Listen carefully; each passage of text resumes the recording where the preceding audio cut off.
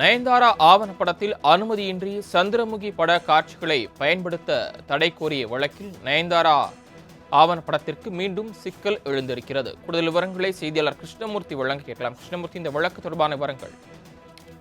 வணக்கம். நடிகை நயன்தாராவின் ஆவணப்படத்தை dark studio தயாரித்தது. இந்த ஆவணப்படம் கடந்த 2024ஆம் ஆண்டு நவம்பர் மாதம் நெட்ஃபிளிக்ஸ் ஓடிடி தளத்தில் வெளியிடப்பட்டிருந்தது. இந்த ஆவணப்படத்தில் தனது வண்டர்பார் தயாரிப்பு நிறுவனத்தின் அனுமதி பெறாமல் நானும் ரவுடிதான் பட காட்சிகளை பயன்படுத்தியுள்ளதாக கூறி 1 கோடி ரூபாய் இழப்பீடு கேட்டு நடிகர் தனுஷ் தரப்பில் சென்னை உயர்நீதிமன்றத்தில் வழக்கு தாக்கல் செய்யப்பட்டு அந்த வழக்கு நிலுவையிலும் உள்ளது.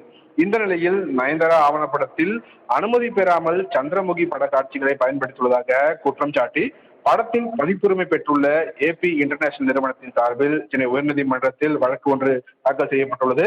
அந்த மனுவில் ஆவணப்படத்தில் சந்திரமுகி பட காட்சிகளை நீக்க கோரியும் 5 கோடி ரூபாய் இழப்பீடு கோரியும் நோட்டீஸ் அனுப்பியும் இதுவரை அவற்றை பயன்படுத்தி வருவதாக மனுதாரர் தரப்பில் குற்றச்சாட்டு வைக்கப்பட்டுள்ளது.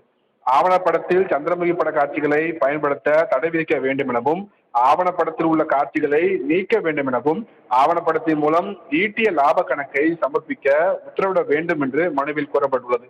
இந்த வழக்கு நீதிபதி செந்தில்குமார் முன்பாக விசாரணைக்காக இன்று வந்தபோது இந்த பிரச்சனை தொடர்பாக தயாரிப்பு நிறுவனத்திடம் பேச்சுவார்த்தை நடந்து வருவதாக டார்க் ஸ்டுடியோ நிறுவனம் தரப்பில் தெரிவிக்கப்பட்டிருந்தது.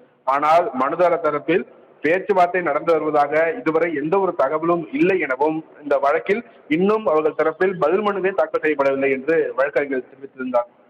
இதையடுத்து இந்த வழக்கில் பதில் மனு தாக்கல் செய்ய டார்க் ஸ்டுடியோ நிறுவனத்திற்கு அக்டோபர் 6ஆம் தேதி வரை அவகாசம் வழங்கிய நீதிபதி செந்தில்குமார் வழக்கின் விசாரணையையும் அன்றைய தினத்திற்கே தள்ளி வைத்திருக்கிறார். சரவணன், தாங்கள் வழங்கிய தகவல்களுக்கு நன்றி கிருஷ்ணமூர்த்தி.